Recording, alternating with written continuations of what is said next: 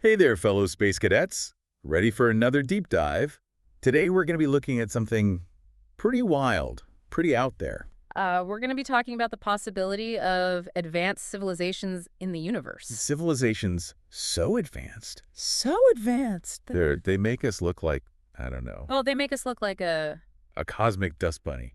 You know what I mean? Yeah, I understand. And if you're anything like me, you love that kind of dark, kind of sarcastic humor. Right. Like when you think about, like, what does it even mean to be an advanced civilization? I mean, it's a fascinating question, and luckily, we have a framework to explore these We ideas. do. Fill me in. What framework? The Kardashev Scale. Ah, yes, the Kardashev Scale. It's like that cosmic measuring stick that tells us. Well, it tells us how advanced a civilization might be. Exactly. And it was thought up by, was it a Soviet astrophysicist? It was. Nikolai Kardashev, back in the 1960s. Way back then, huh? So how does this scale actually work? Well, at its core, it's all about energy consumption. Energy. So, like, how much electricity a civilization uses? Is that it? It's more than just electricity. It's about a civilization's ability to harness energy on increasingly larger scales. Okay, I'm starting to see the picture. So, like, a bustling city uses way more energy than a small village, right? That's a perfect analogy. The more energy a civilization can utilize, the more advanced they're likely to be. Gotcha. So let's break this scale down. Yeah. What are the different levels of civilizational coolness, I guess you could say? Sure. At the very bottom, we have Type 0 civilizations. Type 0. And where do we humans fall on this cosmic ladder? Yeah, that's us. Type 0. Still figuring things out. Still stuck on planet Earth, squabbling over fossil fuels and just starting to dip our toes into, like, solar and wind power. That's a pretty good summary. We're like the cosmic teenagers of the We universe. know, still learning to use the planet's allowance money wisely. Uh-huh, yes. But let's move up the ladder a bit. Type Pi civilizations, now they've graduated. They've got it all figured out, huh? Well, in terms of planetary energy, at least, they've mastered renewable energy sources. Solar, wind, geothermal. Imagine controlling the weather. Wow. Sign me up for Type I status. Being able to turn down the thermostat on a global heat wave, that would be amazing. But, okay, there's got to be more.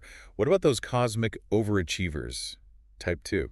Now, Type 2 civilizations, that's where things get really mind-blowing. They've moved beyond their planet and figured out how to harness the entire energy output of their star. Their entire star. How is that even possible? We're talking about concepts like Dyson spheres. These hypothetical structures would basically encompass a star, capturing all of its energy. A Dyson Sphere. That sounds like something straight out of, like, a science fiction movie. It does, doesn't it? Picture countless solar panels or habitats all linked together, forming a sphere around a star. My brain is officially doing backflips trying to imagine the sheer scale of that. But let's bring it back to Earth for a second. Where do we, as humans, fit into this whole cosmic energy hierarchy? Well, as we said, we're currently somewhere around a Type 0.7. Still a long way to go. So more like toddlers then, Yeah. crawling around drooling over those shiny energy toys of the higher levels. That's one way to put it. But hey, every civilization has to start somewhere, right? And we're making progress. I mean, there have been some pretty cool breakthroughs in nuclear fusion lately. Oh, absolutely. Fusion, if we can crack it, that could be our ticket to Type I. Virtually limitless clean energy. It's like the holy grail of clean energy. It'd be a total game changer, not just for our energy needs, but for our whole civilization. But wouldn't that much power, that much energy, have some pretty big consequences? You're hitting on a crucial point. The transition to Type I wouldn't just be about technology. It would require a huge shift in our values, our governance, even our understanding of our place in the universe. It's like handing a toddler, A very powerful tool. yes, like a loaded water gun or something. The potential for fun and chaos, it's huge. Yeah. An interesting analogy. But it highlights how technology doesn't automatically equal progress. We have to be prepared for those changes. Yeah, so fusion could be our ticket to the cosmic big leagues, but what's next? Where do we go from there? Does the Kardashev scale just stop at Type 3? Oh, not at all. It goes way beyond that. Think Type 4, Type V, even Type Psi civilization. Whoa, hold on. This is where it gets really crazy. Hit me with it. Yeah. What kind of powers do these higher-level civilizations have? Well, we're entering highly speculative territory here, but some believe that Type C civilizations would be masters of their entire galaxy. An entire galaxy, so like harnessing the energy of billions of stars. Exactly, and potentially even manipulating space-time itself. Their technology would be so advanced, it might appear as magic to us. Okay, whoa, wait a minute. Are we talking about, like, Beings who can bend reality to their will? That's the kind of power we're talking about. And it gets even wilder. Type V civilizations, they're multiversal. Imagine harnessing the energy of multiple universes, traveling between dimensions. Multiple universes. This is starting to sound like a superhero comic book or something. It does, doesn't it? But even the wildest science fiction often has roots in real scientific concepts. Who knows, maybe someday we'll discover that these higher levels aren't just fiction. Okay, so we've got galaxy-spanning civilizations, dimension-hopping beings. What's next? Gods. Well, some propose that types of civilizations would be higher dimensional beings. They would exist beyond our three spatial dimensions, able to perceive and manipulate reality itself. Right, my brain is officially fried. It's a lot to take in. But there's got to be a limit, right? What could possibly come after that? The ultimate level, according to some, is Type VII, the creators of the universe itself. Okay, that's it. We've reached peak cosmic craziness. My mind needs a break. But before we take a break, remember that intriguing idea of a cosmic lighthouse we discussed earlier? Ah, yes. Tabby's star. That mysterious star that might be a giant beacon of a super advanced civilization. Now that's a story we need to unpack. It's a perfect example of why scientists speculate about these higher-level civilizations. Tabby's star, with its strange dimming patterns, might be our first glimpse into a civilization that makes Type II look like child's play. All right, folks, buckle up, because this deep dive is about to get even weirder. We're talking about alien megastructures, cosmic rays, and the possibility of a civilization far beyond our current understanding. Stay tuned. All right, let's dive into this whole Tabby star mystery. Officially, it's known as KIC 8462852, and it's about 1,480 light-years away from us in the constellation Cygnus. Okay, Cygnus, got it. But what makes this star so special? I mean, it's just a star, right? Well, on the surface, it seems pretty ordinary, a bit bigger and hotter than our sun. Okay, so a slightly more impressive sun. But I thought we were talking about, like, alien megastructures and stuff. What's the connection? The connection lies in its light, or rather, the way its light behaves. Back in 2015, astronomers were looking at data from the Kepler Space Telescope, and they noticed something really strange about Tabby's star. Strange how, like, is it twinkling a secret code or something? Not quite. It was dimming, but in a way that nobody had ever seen before. Dimming, like someone's playing with a giant cosmic dimmer switch. You could say that, but the pattern, it's not that simple. The dimming is irregular, it's unpredictable, and sometimes it's really dramatic. Dramatic how? Like, how much are we talking? Imagine our sun, right, but bigger and brighter, suddenly losing over 20% of its brightness. Whoa, 20%. That's a lot. I mean, what could possibly block that much light from something that massive? That's the question that has had astronomers baffled for years. The first thought, of course, was planets. Right, planets passing in front of the star. Makes sense. But even a planet the size of Jupiter, that's the largest one in our solar system, it would only cause a tiny dip in brightness, maybe 1%. Okay, so whatever is causing this, it has to be huge E, way bigger than any planet we know. Yeah. So what are the theories? Well, there's been no shortage of ideas. Clouds of interstellar dust, maybe a distorted star, even swarms of comets. Comets. Like a whole bunch of them just hanging out around the star. Yeah, huge swarms of comets have been proposed, but none of these explanations really fit the data. The dimming is too weird, too random. It just doesn't behave the way we'd expect for any of those things. Okay, so if it's not dust or a weird star or comets, then what are we left with? Don't tell me it's aliens. Well, that's where things get really interesting. One hypothesis that has gained a lot of traction, even among some mainstream scientists, is the idea of a Dyson Sphere. A Dyson Sphere. That's that, like, crazy idea where a civilization builds a giant structure around a star to capture all its energy, right? Exactly. It was proposed by physicist Freeman Dyson decades ago. He imagined a civilization so advanced, facing such high energy demands, that they would eventually need to tap into the full power of their star. Okay, but how do you even begin to build something like that? We're talking about a structure bigger than a planet. It's almost impossible to grasp the scale of it. Think countless smaller structures, maybe habitats or solar energy collectors, all linked together, forming this massive, intricate web around the star. So it's not like one giant solid shell, more like a network of platforms and things. That's one way to envision it. And the technology, the resources needed to build something like that would be, well, unimaginable to us right now. I bet. But if a civilization was that advanced, wouldn't they have, I don't know, reached out to us already? Given us a cosmic wave or something? That's a question that sparks a lot of debate. We have no way of knowing the motives or communication methods of a civilization that might be millions of years ahead of us.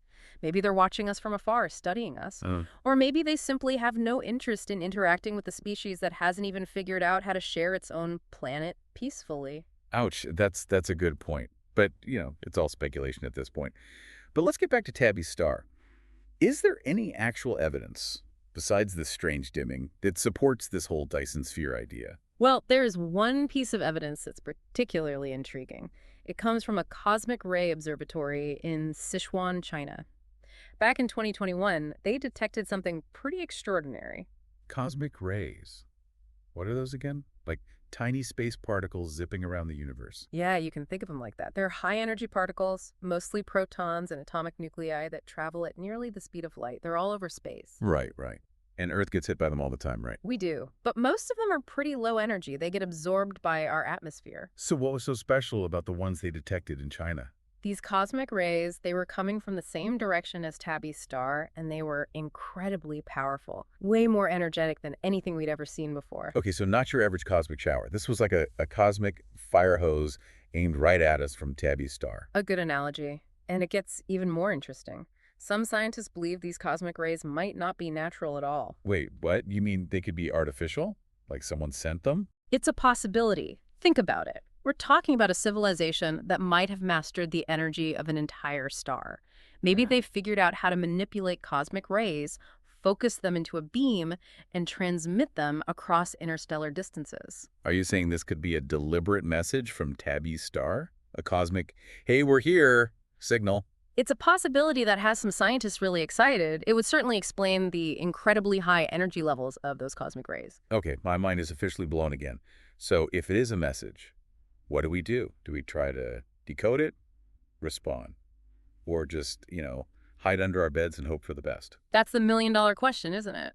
There are no easy answers. Decoding a message from a civilization potentially millions of years ahead of us, that would be a monumental task. Yeah, talk about a language barrier. Exactly. And as for responding, that opens up a whole Pandora's box of ethical and practical dilemmas. Some people say it's just too risky. We have no idea what the intentions of this hypothetical civilization might be. Right. It's like, do we really want to shout hello into a dark forest when we have no idea what might be lurking out there? A valid concern. Others say we should at least try to listen and learn more before we even think about responding. We're dealing with a level of technology and a potential gap in understanding that's just mind-boggling. It's uncharted territory. Exciting, but also potentially dangerous. So what you're saying is we've got a potential message from an advanced alien civilization, but we have no clue what it means, and we're not even sure if we should try to answer back. That about sums it up. Talk about a cosmic cliffhanger. It makes you want to stay up all night staring at the stars, wondering what's really out there. Well, I think that sense of wonder, that curiosity, that's part of what makes this whole topic so fascinating. All right, so we've explored this mind-blowing Kardashev scale, gone from our little Type VII civilization all the way up to those crazy Type IV, V6, even Type VII civilizations. And we've delved into the mystery of Tabby's star. Right, a star that might just be hiding a civilization so advanced it makes our brains hurt. A civilization that could potentially be sending us signals. Signals we might not even understand. And all of this, it really makes you think, doesn't it? It makes you question everything. About our place in the universe. Exactly. If there are civilizations out there that can build Dyson spheres, harness the energy of entire galaxies, maybe even create universes, what does that make us? It's a question that has haunted philosophers and scientists for centuries. I mean, on the one hand, it can make you feel really, really small. Like a tiny speck of dust in this vast cosmic ocean. Yeah, exactly. But then there's another way to look at it, right? There is. The very fact that such advanced civilizations might exist, it suggests that the universe is a place of incredible diversity, of unimaginable potential. So instead of feeling small, we should feel inspired. Inspired by the possibilities, by the sheer scale of what might be out there. Because it means that intelligence, that consciousness, it might be far more common in the cosmos than we ever dared to imagine. And it challenges us to expand our own understanding of what's possible, to push the boundaries of our knowledge and our imagination. It's like, imagine you're looking up at the night sky, and you think you're all alone, but then you realize that there might be countless other beings out there looking up at their own night skies, asking the same questions we are. wow, yeah. And maybe Someday, we'll even meet some of these civilizations, learn from them, share our own stories. Or maybe we'll discover something even more mind-blowing, something that completely changes our understanding of the universe. The possibilities are The endless, universe is vast, ancient, and full of mysteries. and that's what makes it so exciting. There's always something new to discover, always another layer to peel back. And the search for knowledge, for understanding, that's what drives us forward, what makes us human. Well said. So keep looking up at those stars, keep asking those big questions, and never lose that sense of wonder. Because who knows what amazing discoveries await us out there in the vastness of space. Thanks for joining us on this cosmic journey, folks. We've gone from our own little planet to the edges of the universe, and we've barely scratched the surface. It's been a pleasure exploring these ideas with you. And remember, the universe is full of surprises, so keep exploring, keep learning, and keep that cosmic curiosity alive. Until next time, Space Cadets.